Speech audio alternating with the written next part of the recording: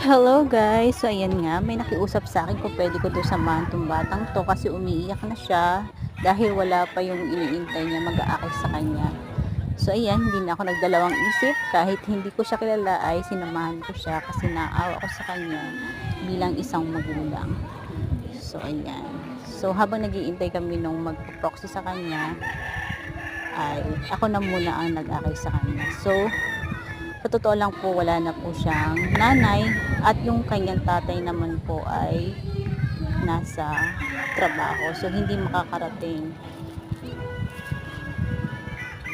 So kaya nung dumating si sir yung mag-aakay sa kanya ay pinasa ko na yung ribbon as a parent. So siya na yung mag-aakay papunta dun sa state para samahan tong batang to.